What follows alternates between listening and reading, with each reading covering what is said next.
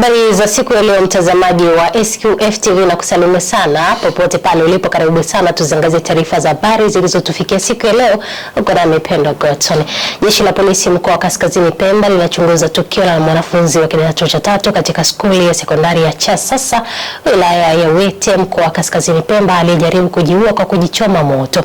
Tukio hilo limetokea Juni 22 majira saa 4 za usiku huko katika bweni la wanafunzi wa skuli ya Chasasa iliyopo maeneo ya Utaani Wete. Jeshi la polisi mkoa wa Kaskazini Pemba linachunguza tukio la mwanafunzi wa kidato cha 3 katika skuli ya sekondari ya Chasasa wilaya ya Wete mkoa wa Kaskazini Pemba aliyejaribu kujiua kwa kujichoma moto. Tukio hilo limetokea Juni 21, 2026 majira ya saa 4 usiku huko katika bweni la wanafunzi wa skuli ya Chasasa iliyoko Utaani mjini Wete. Mwanafunzi huyo ambaye anajulikana kwa jina la Asma Sharif Hamad ana miaka 14, ni mkazi wa Dani, ila kwa sasa yuko boarding katika skuli hiyo ya Chasasa. Alitekeleza tukio hilo baada ya kujifungia ndani ya choo ambapo alifunga mlango kwa ndani akitumia kiberiti kuacha nguo alizokuwa amevaa na nyingine alizokuwa amezichukua kutoka katika begi lake mwenini kwake na kuwasha. Asma aliokolewa katika tukio hilo, ingawa alipata majeraha katika mwili wake na kwa sasa amelazwa katika hospitali ya Kinyasini wilaya ya Wete mkoa wa Kaskazini Pemba ambapo anaendelea na matibabu.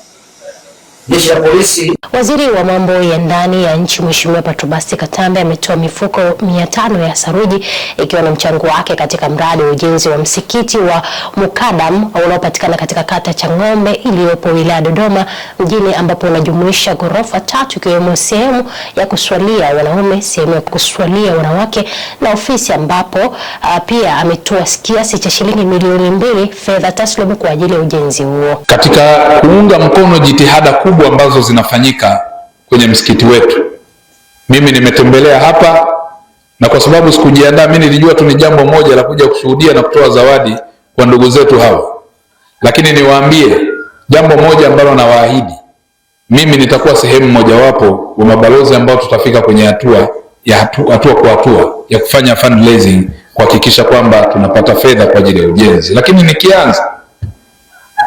ninaanza na kuweka utaratibu kwa sababu wamenishtukiza kwa jinsi nilivyoona hapo, ili tuende kwenye hatua nzuri. Nitaanza na mifuko 500 ya cement.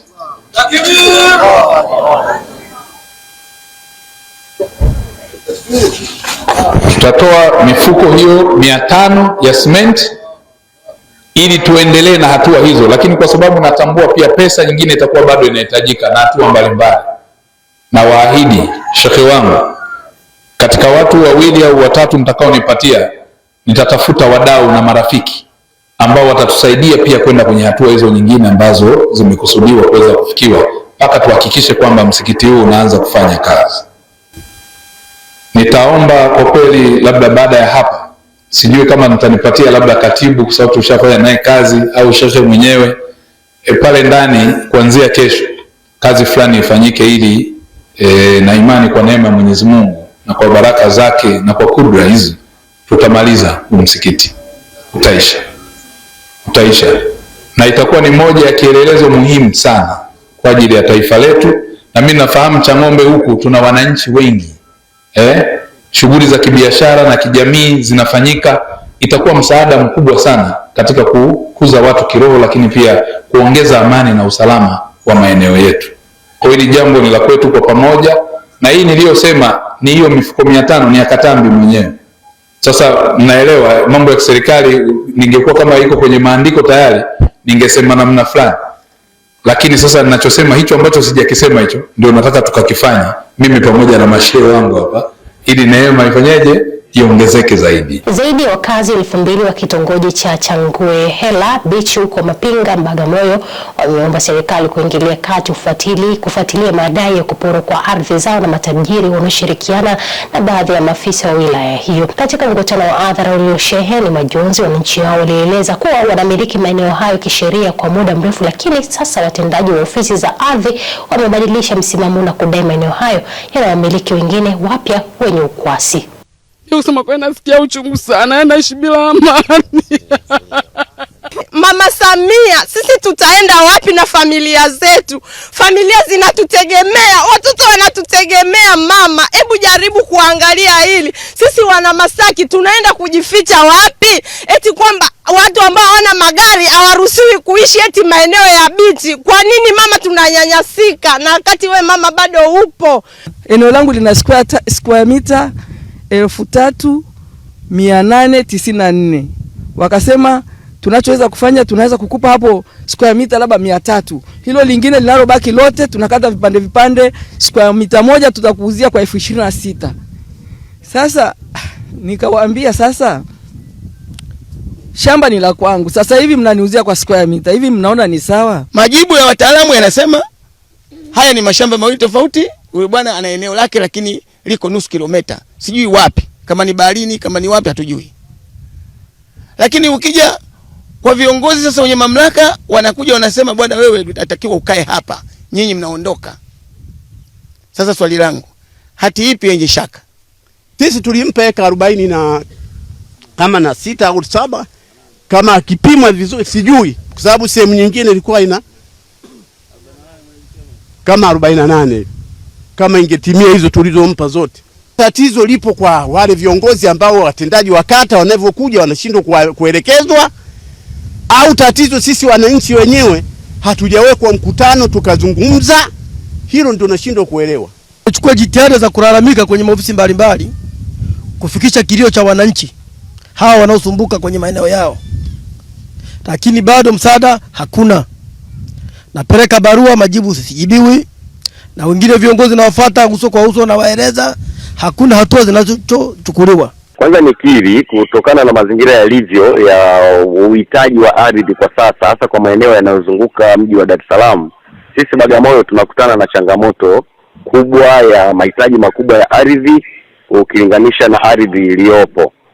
Na unajua maeneo mengi ya ardhi ya Bagamoyo inamilikiwa na watu binafsi ambao waliwahi huko nyuma kupata maeneo, wana hati, wanamiliki kwa mujibu wa sheria, wanalipa na kila kitu.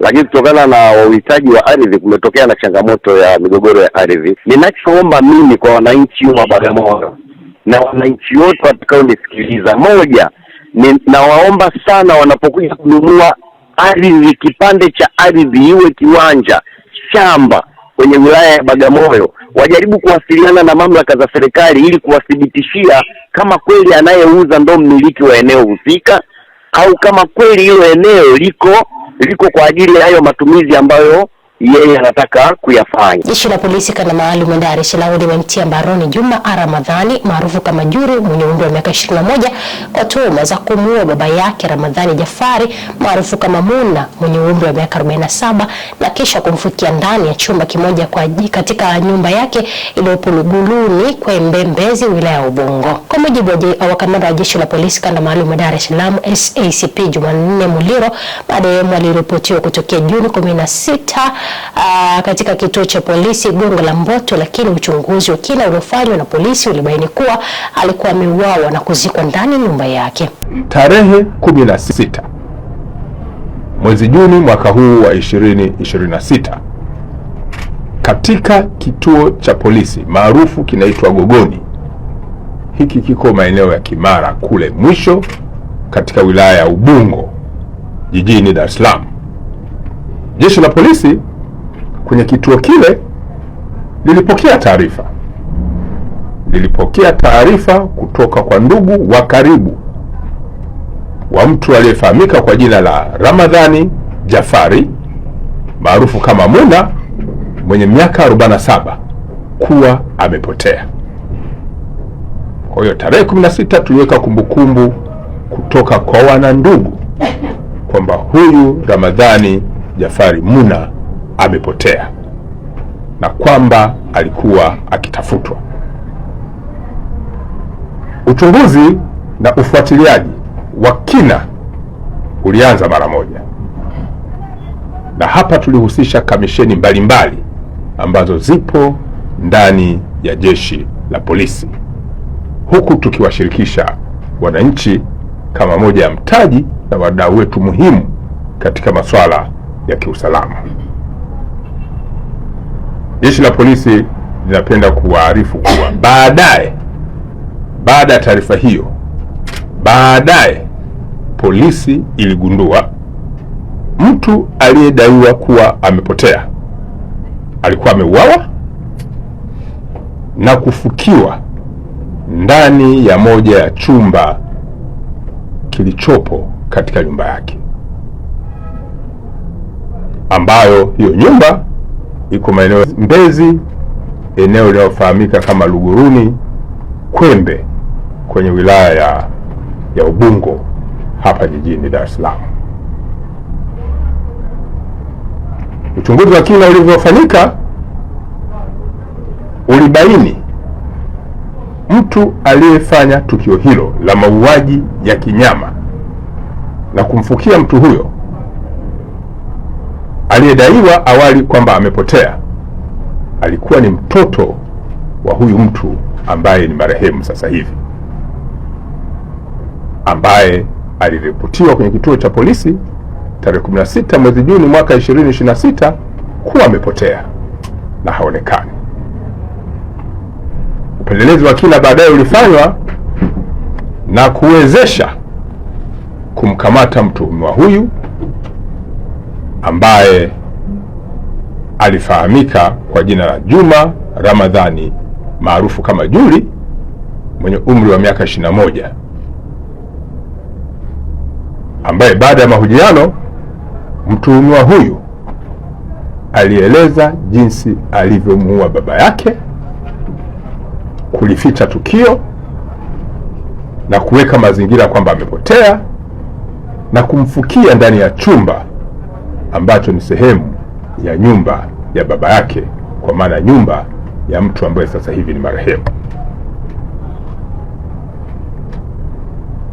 Sababu halisi za mtuhumiwa kufanya tukio hilo bado zinachunguzwa. Polisi Dar es Salaam inalani kwa nguvu kubwa tukio hili pamoja na matukio mengine ya kijinai na kuendelea kutahadharisha na kuonya kuwa watu wanaojihusisha na matukio ya kihalifu na kujaribu kuyaficha kwa kutengeneza mazingira yoyote,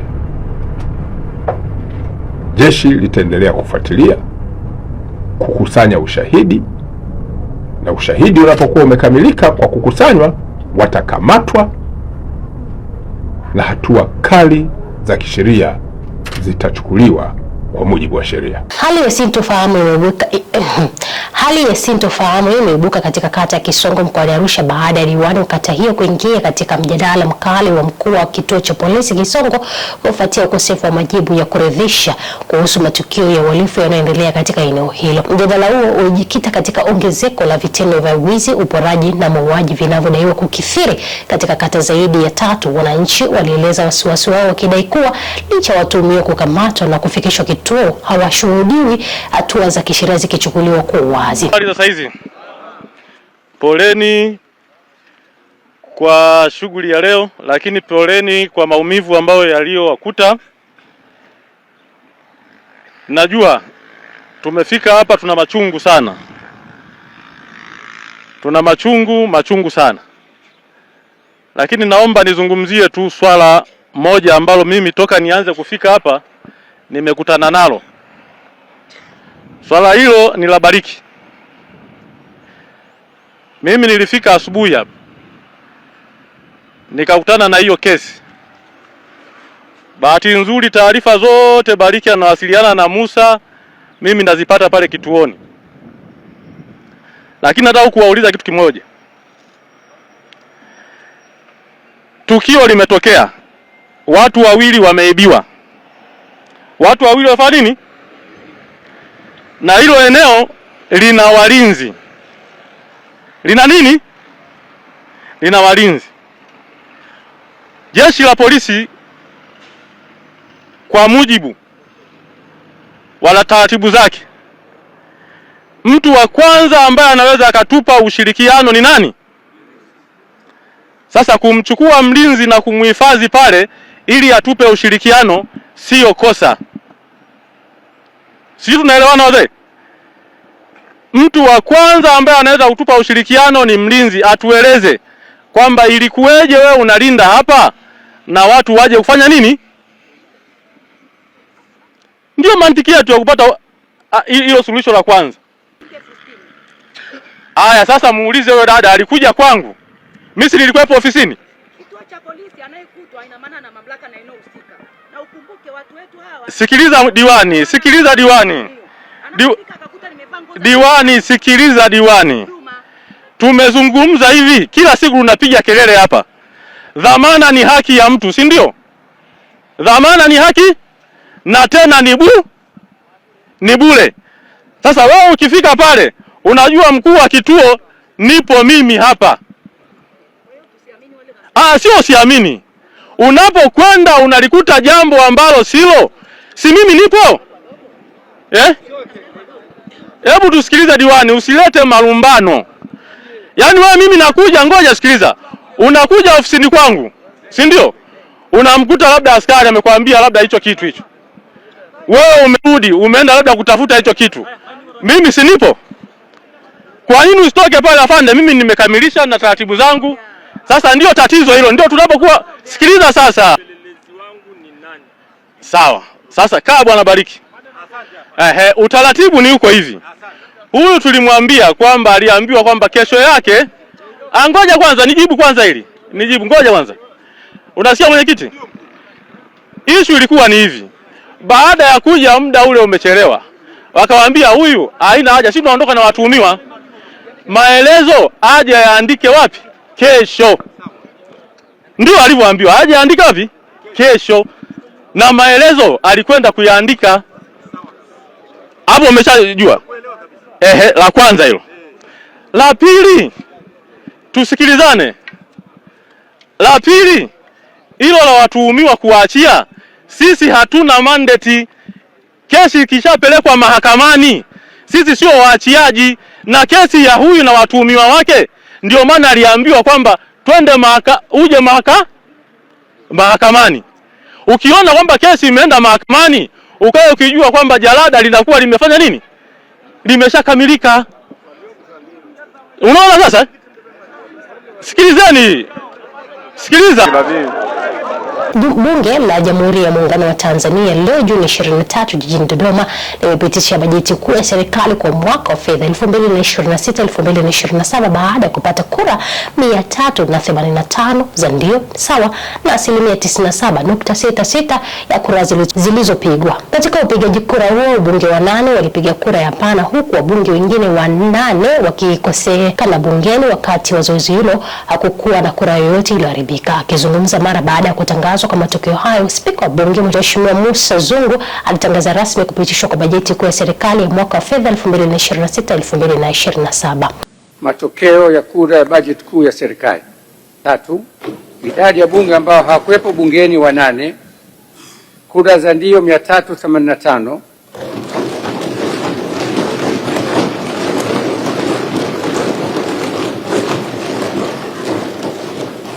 Kura za hapana 8. Kura za sipigi kura 0.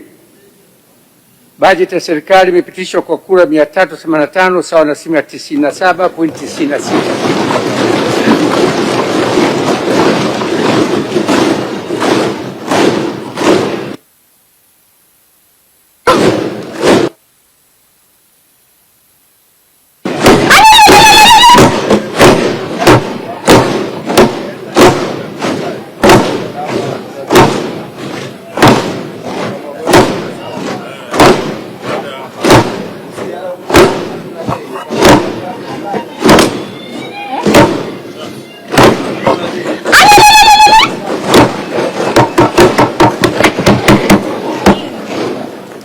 Ni hayo tu yalijiri katika taarifa habari kwa siku ya leo. Asante sana kutenga muda wako thamani kutazama taarifa hizi za habari kwa siku ya leo. Kwa niaba ya timu nzima iliyoshiriki kuandaa habari hizo, ulikuwa na Mipendo Goto, na kutakia siku ile kwa njema na bye kwa sasa.